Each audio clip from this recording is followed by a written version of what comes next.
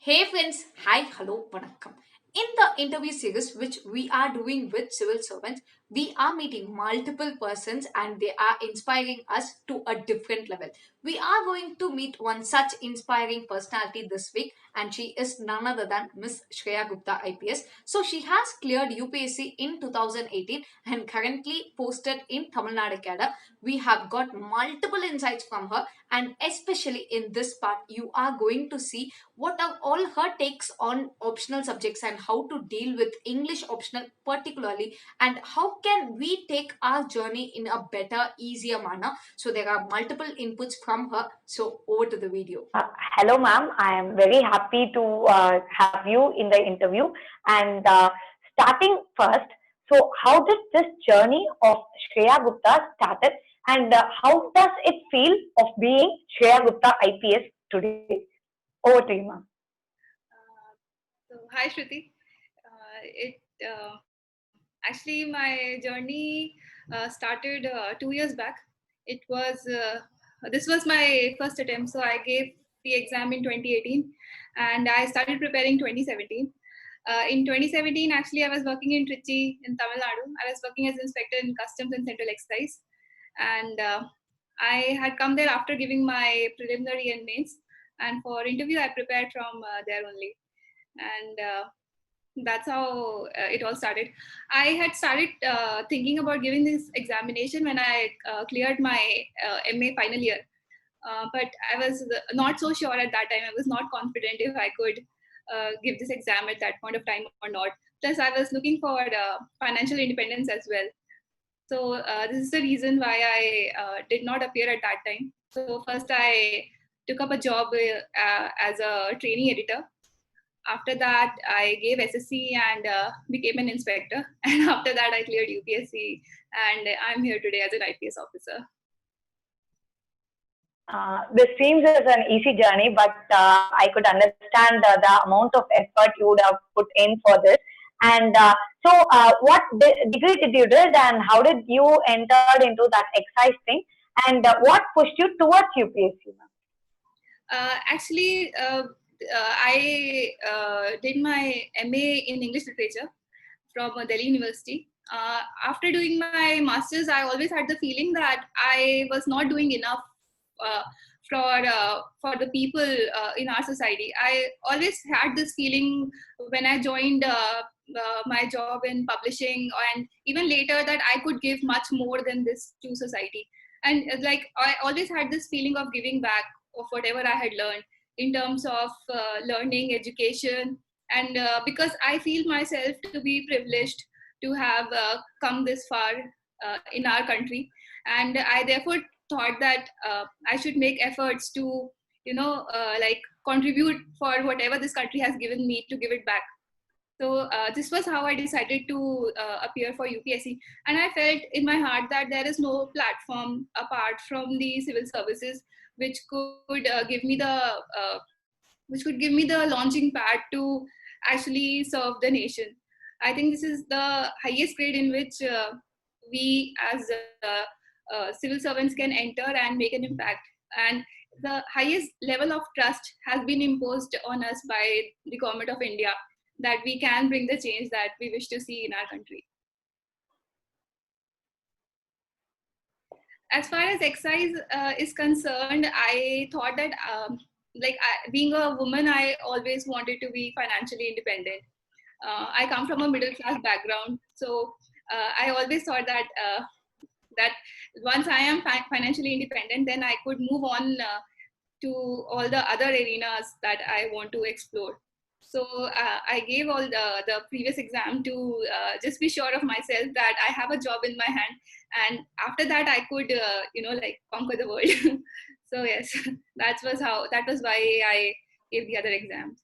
So, coming from a literature background and getting into UPSC, we are learning multiple subjects. So, let it be history, geography, economics, and also we are in a position to take an optional, and many things are coming in. So, how easy or how tough was it for you to undertake all these subjects and get into current affairs and stuff? And this preparation journey, how was it for you? So earlier I used to feel that I am disadvantaged in the sense because I had done 5 years of literature, BA and MA, and the last time I knew anything about geography or history was like in my class 10th, because I had taken science after that. So I used to feel that I'm at a fairly disadvantaged position when I started preparing for UPSC. But slowly I realized that it is not so. The course has been designed in such a way that everyone starts at the basic level. So I'm really thankful to you for doing this video so that I can actually put forward my views on this, which is that I think everybody starts at the same podium actually in UPSC, because uh, we are all specialized in our fields, but once we start preparing for UPSC from day one, we are all at zero. And then we build on the foundation that our NCRTs develop in the initial 2-3 months of our journey in UPSC.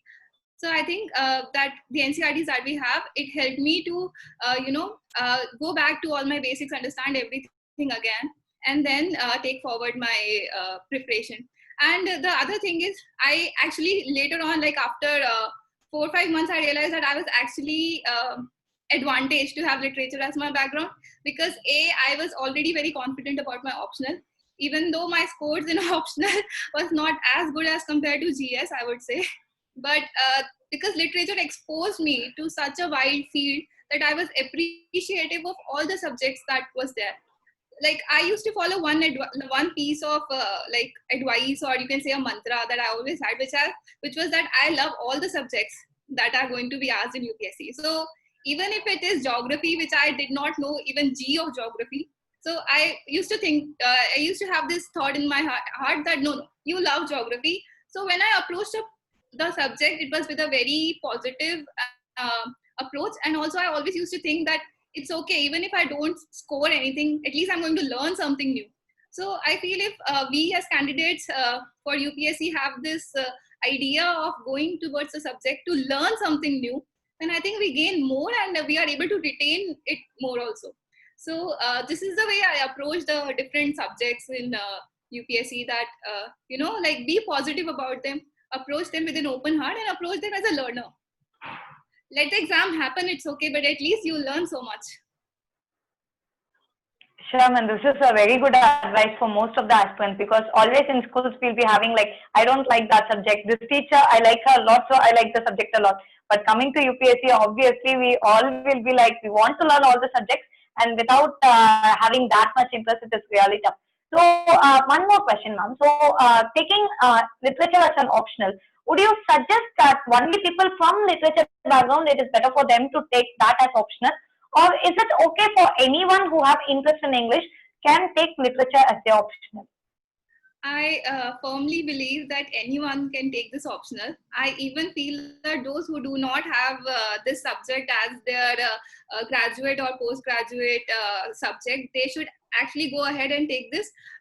One thing is that because I had already done this, so I was carrying a lot of baggage with me, because I was carrying a lot of stuff with me that, okay, this is how it is supposed to be done in the university. But once you go into UPSC, it's not the same, because UPSC is not looking for a subject expert. They're looking for how you approach it from a normal person, from a person who has a wide knowledge kind of view, not from a subject expert kind of a view, I would say. So this way I think that even those who do not have literature as their background, they should go ahead with it. And also I have seen so many people performing so much better than me who had it for 5 years. So I would say there is no difference in like choosing this option.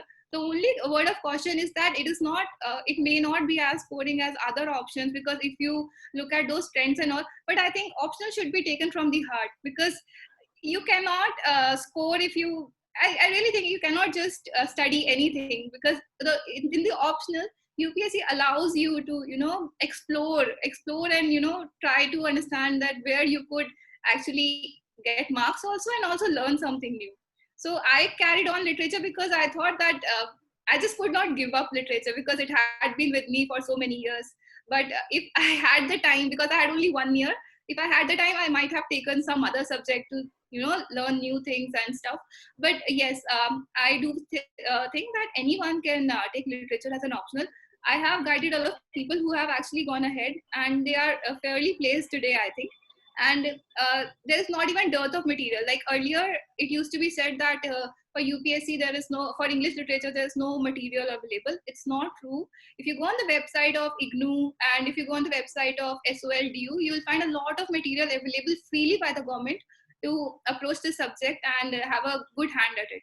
So I think material is there, and past year question papers are there. So then you can go ahead and take this optional. Mm.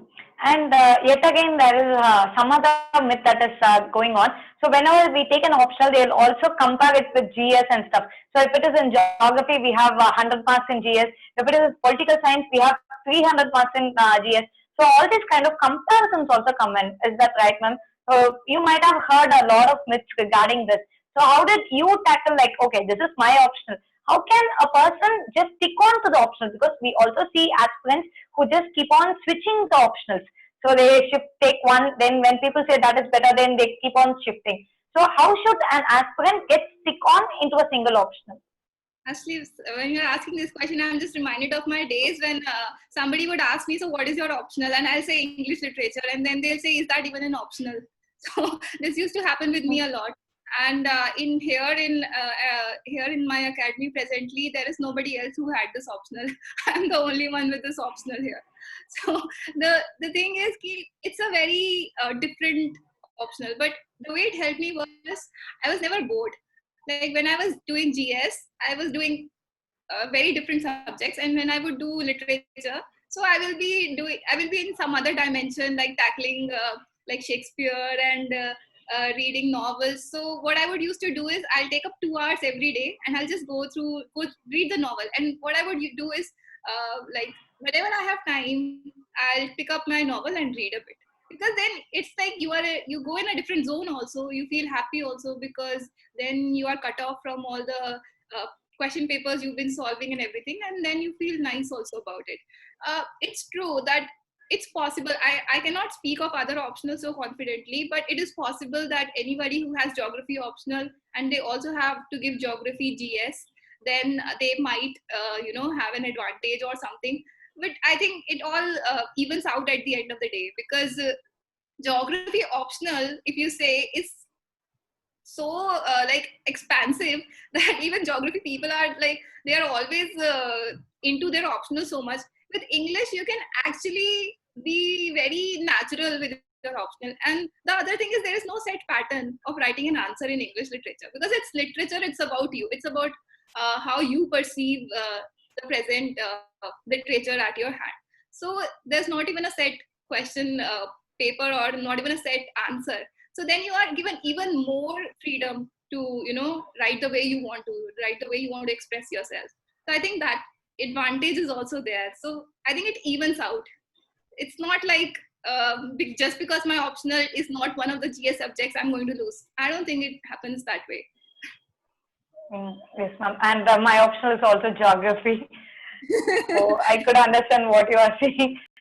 So that's the end of part 1 of the video. I hope this interview gave you a lot of insights, and we are going to see it more in part 2 of the video. So we have spoke a lot about the training in IPS and how women can adopt themselves in this training, and what are all the fitness standards we have to follow to get into IPS services, and much more. So stay tuned, and thanks a lot for listening. If you people want to connect with me personally, you can always message me in my Insta ID. Thanks a lot for all your support. Thank you.